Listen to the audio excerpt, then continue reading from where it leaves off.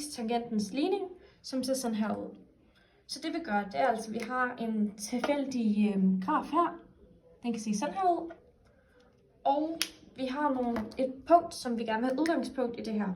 Så det punkt på grafen, det kan vi sige er her. Og dens koordinatsæt, det har vi altså x0 her. Og vi kører den herud. Herhen har vi funktionen af x0. Så koordinatsættet vil se sådan her ud. x0, funktionen af x0. Ja.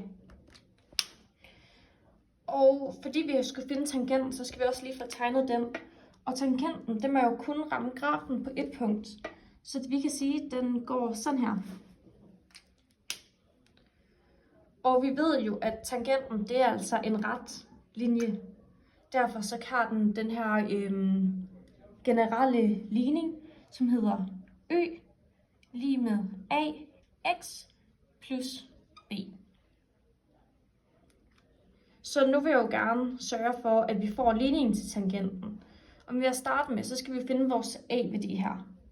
Og vi ved jo for differential regning, at hvis vi har f-mærke af x0, den vil jo beskrive hældning for netop det her punkt. Derfor kan vi kalde den for vores hældningskonstant. Så nu indsætter vi f-mærke af x0 ind i ligningen. Så vi har y lige med f-mærke af x0 plus, gange x plus b. Så nu vil vi altså gerne finde vores b-værdi. Og for at finde vores b-værdi, så skal vi kigge på det punkt, vi har her. Fordi vi kan se, at vi har en x-værdi, og vi har en y-værdi. Så vi kan jo sige f, altså funktionen af x0, lige med f-mærke af x0. Og så ganger vi jo med x, og vores x-værdi, det er altså x0. Så vi siger gange x0 plus b. Og som jeg sagde, så vil jeg så gerne have b-værdien. Så det vi gør, det er, at vi tager hele det her led, og vi trækker den fra på den anden side af lighedstegnet. Så nu har vi f af x0 minus f-mærke af x0 gange x0 lige med b. Så alt det her, når vi regner det ud, så skulle vi gerne have vores b-værdi. Derfor kan vi indsætte hele det her led op i ligningen. Så nu har vi altså y lige med f-mærke af x0 gange x plus f af x0 minus f-mærke af x0 gange x0. Og vi kan se, at det her det er jo ikke helt ligningen for tangenten endnu. Så lad os prøve at rydde lidt op i den. Og det kan vi jo gøre ved, at vi kan se, at vi har f-mærke af x0 her, og vi har den her. Så vi kan gange ind i parenteserne. Så nu vil vi altså have y lige med f-mærke af x0. Og vi kan jo se, at der er ganget med x, og der er ganget med x0. Så kan vi sige gange parentes x minus x0. Og så skal vi selvfølgelig ikke glemme, at vi også har funktionen af x0 her. Så den plusser vi på her. Funktionen af x0.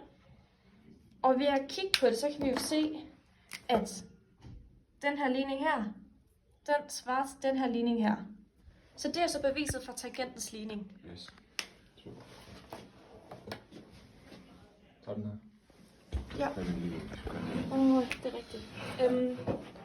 Kommer lige om på den anden side, så vi kan så se. vi vil finde linjen for tangenten t, den hedder y er lige med f mærke x0 gange x minus x0 plus f af x0.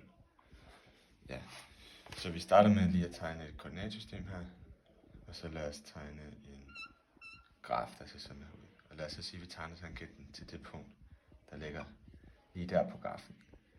Det punkt siger, at vi har koordinatet her, der hedder x0. Det er x-koordinatet, og y-koordinatet kommer så til at hedde f af x0. Så den koordinatsættet er altså x0, f af x0. Sådan her.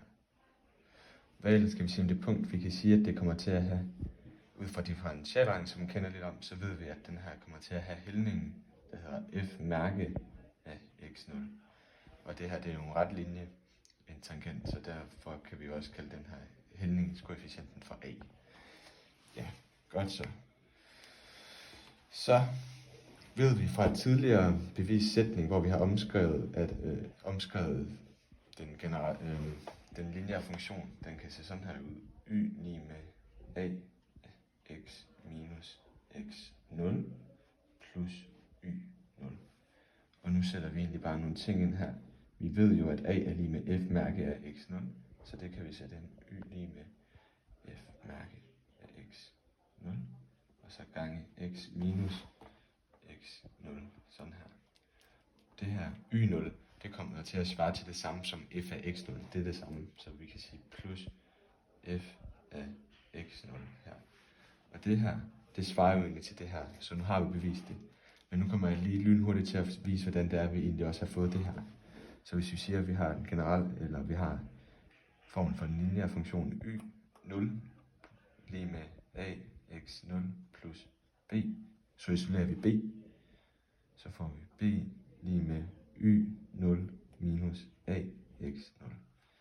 Så går jeg over her igen og siger y lige ax plus b, sætter det her ind på b's plads, så vi får y lige med ax plus y0 minus ax0. Så vi har ax og ax0, så kan vi sætte a uden for en parentes, så vi har y lige med a parentes x minus x0 plus y0. Og det så svarer det her til det her. Ja. Yes.